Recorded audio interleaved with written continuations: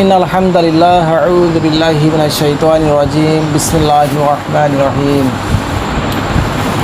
সমস্ত প্রশংসা আমার আল্লাহ তাআলার জন্য, যে আল্লাহ তাআলা আমাদেরকে অত্যন্ত ভালোবেসে মহব্বত করে সুস্থ রেখে তার অসংখ্য অগণিত বান্দাদের মতো থেকে ছাঁটাই করে বাছাই করে তার কিছু মনোনীত বান্দাদেরকে আমাদের এই স্পেশাল কোর্স শেষ করে এই বিদায় ক্লাসের লগ্নে উপস্থিত করেছেন। বিদায় ক্লাসে উপস্থিত করেছেন সেই রব্বুল আলামিনের শাহী দরবারে আমরা অন্তরের অন্তঃস্থল থেকে শুকরিয়া জ্ঞাপন করি। আমরা সকলেই বলি আলহামদুলিল্লাহ। শতকোটি দরুদ ও সালাম মানবতার মুক্তির দূত সর্বশেষ শ্রেষ্ঠ নবী, সর্বশেষ নবী, নবীদের সর্দার, যাকে সৃষ্টি না করলে আল্লাহ পাক তামাম জাহানের কোনো কিছুই সৃষ্টি করতেন না, সেই নবী আকে নামদার তাজেদারি মদিনা জনাবে মুহাম্মদ রাসূলুল্লাহ। আমরা সকলেই বলি সাল্লাল্লাহু আলাইহি ওয়াসাল্লাম। সম্মানিত হযরতগণ, আশা করি আল্লাহ তাআলার অশেষ মেহেরবানিতে আপনারা সবাই ভালো আছেন, সুস্থ আছেন। আমিও আপনাদের দোয়ায় আল্লাহ পাকের অশেষ মেহেরবানিতে ভালো আছি, সুস্থ আছি আলহামদুলিল্লাহ। সম্মানিত হযরতগণ, আজকে আমাদের বিদায় ক্লাস।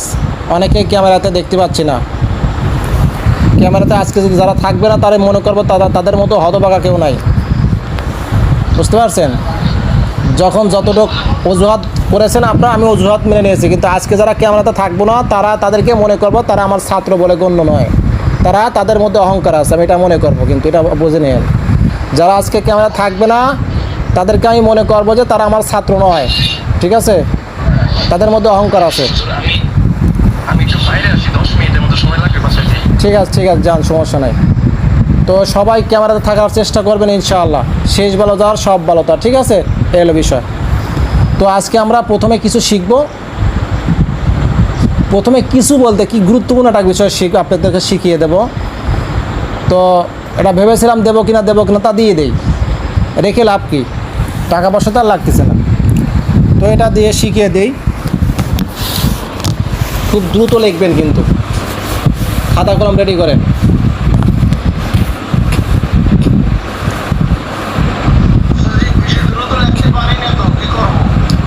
সবাই পারলে আপনি পারবেন না কেন? লেখেন, সমস্যা নেই। ছোটো জিনিস, বেশি বড় জিনিস না।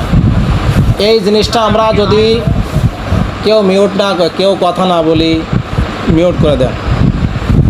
এই পদ্ধতিটা, এই ট্রিক্সটা, এই গোপন ভেদটা যদি আমরা প্রয়োগ করতে পারি, হাসিল করতে পারি, সাধনা করতে পারি, তাহলে আমরা ইনশাআল্লাহ তাআলা জিন জাদু থেকে যদি কারো হেফাজতের আমল কখনো বাদও পড়ে যায়, মনের ভুলে বাদও পড়ে যায়, এটা থাকার ওসিলায় এমন কোনো বাপের বেটা নাই আপনাকে ক্ষতি করে, এমন কোনো বাপের বেটা নাই আপনার উপর জিন চালান করে, বান চালান করে, জাদুটুনা বান কুফরি কালাম করে, বুঝতে পারছেন? তান্ত্রিককে বৃদ্ধ আঙ্গুল দেখা চলে আসবেন ইনশাআল্লাহ। তো লেখেন, নিরাপত্তার গোপন ভেদ, গোপন পিক।